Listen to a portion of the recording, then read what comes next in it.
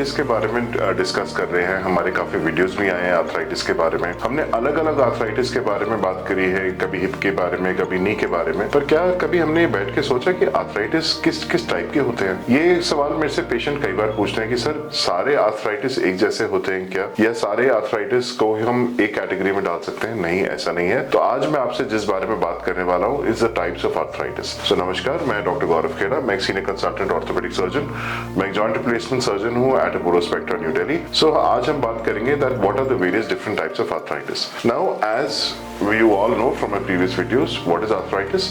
Arthritis is a condition जिसमें एक joint में inflammation होती है, joint की degeneration होती है and ultimately उस joint का functional loss होता है। अब ये दो तीन अलग अलग टाइप के होते हैं। Most common is osteoarthritis, age related होता है। अब osteoarthritis में क्या होता है कि aging होती है joint की, joint surface घिसता चला जाता है और इसके बाद धीरे धीरे joint का functionality कम होती चली जाती है। ये कौन से joints में ज्यादा इफेक्ट करता है? ये नी joint में बहुत कॉमनली इफेक्ट करता है, ये हिप जॉइंट में भी इफेक्ट करता है एंड एंकल में भी इफेक्ट करता है। जनरली जो हमारे अपर लिम्ब के जॉइंट्स होते हैं वो थोड़े स्पेयर हो जाते हैं, बट ऐसा नहीं है कि उनमें देखने को नहीं मिलता। कई बार अगर आप देखेंगे तो जो हमारे एल्डरलीज होते हैं उनकी फिंगर्स में थोड़ा वाइडनिंग होती है, फिंगर्स में पेन होता है। That could be because of osteoarthritis also. Now main most important feature osteoarthritis का क्या है कि एज ज्यादा होगी तभी होएगा। Okay, it is very rare to find osteoarthritis in younger people. I will not say that it is totally not there, but yes, it is very rare. Now the second common type of arthritis जो कि हम देखते हैं that is rheumatoid arthritis और गठिया पाए। अब ये आपको समझना बहुत जरूरी है कि rheumatoid arthritis and osteoarthritis बिल्कुल अलग अलग चीजें हैं।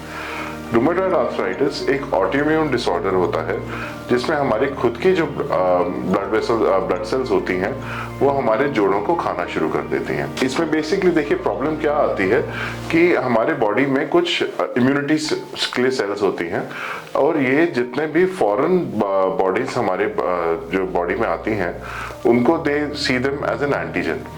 अब ये एंटीजन कोई हमारी जो एंटीबॉडीज होती हैं they go and attack these antigens and they destroy them. Now in rheumatoid arthritis this mechanism is what goes bad and body की ये हमारी एंटीबॉडीज हमारे जॉइंट्स को ही एंटीजन समझना शुरू कर देती है। ये कॉमनली फीमेल्स में ज्यादा देखा जाता है।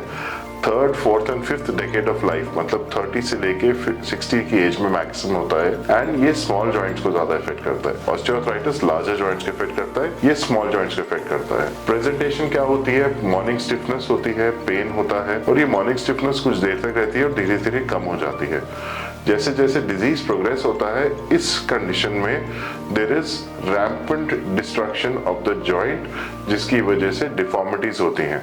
ये डिफॉर्मिटीज फिंगर्स में देखने को मिलेंगी, ये डिफॉर्मिटीज बाकी जोड़ों में भी देखने को मिलती हैं और लेटर स्टेज में हिप नी का भी इन्वॉल्वमेंट हो सकता है, स्पाइन का भी इन्वॉल्वमेंट हो सकता है। The second important thing about rheumatoid arthritis is कि ट्रीटमेंट आप पूरी जिंदगी देंगे। रूमेटॉइड आर्थराइटिस अगेन दो टाइप का होता है, sero positive, sero negative, depending on कि आपका आरए फैक्टर पॉजिटिव है या नेगेटिव है। Sero negative rheumatoid arthritis generally they fare better, उनका ट्रीटमेंट इजी होता है, वो रेमिशन में चले जाते हैं, कुछ टाइम वो बिना मेडिसिन के भी रह सकते हैं। बट सीरो पॉजिटिव जनरली इनका the course of the disease is more severe and the treatment has to be done as soon as possible and it is like any blood pressure or diabetes where आप अपनी दवाइयाँ खाएंगे आपका disease बिल्कुल control में रहेगा। So again rheumatoid arthritis should not be ignored at all. फिर हम आते हैं सेप्टिक आर्थराइटिस पे। Septic arthritis is a condition जिसमें हमारा जॉइंट में कोई इन्फेक्शन हो गया और उसकी वजह से धीरे धीरे इन्फेक्शन ने जॉइंट सरफेस को खत्म कर दिया। जॉइंट सरफेस खत्म होने से सेम जो आर्थराइटिक चेंजेस दिखते हैं वो सिमिलर हो जाते हैं। इसमें presentation again is very similar to osteoarthritis, ये किसी भी जॉइंट को अफेक्ट कर सकता है। बट जब पेशेंट हमारा कोई हिस्ट्री देगा कि डॉक्टर साहब पहले मेरे को इस जोड़ में इन्फेक्शन हुआ था, मोस्ट कॉमन इन्फेक्शन जो हमारी कंट्री में देखते हैं that is tuberculosis. As we all know tuberculosis या टीबी किसी भी पार्ट ऑफ द बॉडी में हो सकता है, जरूरी नहीं कि सिर्फ लंग्स में हो, ये किसी भी पार्ट में भी हो सकता है। तो फॉर एग्जाम्पल नी में टीबी का इन्फेक्शन हुआ, नी का जॉइंट सरफेस जो है ये टीबी के जो कीटाणु है उन्होंने खत्म कर दिया and as the disease will go away it leaves behind it scar in the form of septic arthritis. Septic arthritis generally हमको फाइनली जो ट्रीटमेंट होता है वो जॉइंट रिप्लेसमेंट से ही होता है, but first the infection needs to be controlled. इसका इन्फेक्शन का कंट्रोल एंटीबायोटिक से होता है, जो कि हम नसों से दे सकते हैं, ओरली दे सकते हैं। टीबी है तो टीबी की दवाई चलती है। Again as we all know, इतनी बार आप लोग टेलीविजन पे भी ये देखते हैं, अगर टीबी का इन्फेक्शन है तो पूरा कोर्स करना बहुत जरूरी है। हड्डी में टीबी का कोर्स थोड़ा लंबा चलता है as compare to the pulmonary tuberculosis. And finally we come to the fourth thing, that is post traumatic arthritis. Post traumatic arthritis क्या होता है कि किसी जोड़ के आसपास चोट लगी and as a response to that trauma body का जो इन्फ्लामेटरी प्रोसेस हुआ है उसकी वजह से जॉइंट का डिजनरेशन हो गया।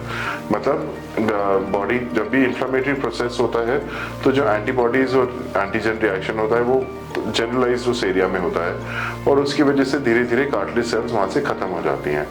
या फ्रैक्चर हुआ जो कि हमारा जोड़ का जो कॉन्ग्रोसिटी होती है, मतलब स्मूथनेस होती है, वो खत्म हो जाती है और जोड़ में स्टेप आ जाता है। इस वजह से the joint starts to move not improperly and धीरे धीरे आर्थराइटिक चेंजेस आ जाते हैं। सो ये हो गए हमारे वेरियस 4 टाइप के arthritis and I hope now as patients आप लोग को थोड़ा सा क्लियर हुआ है कि आर्थराइटिस अलग अलग टाइप के हो सकते हैं और ये अलग अलग टाइप्स क्या होते हैं। Thank you. For more information, contact Dr. Khera's Wellness Clinic.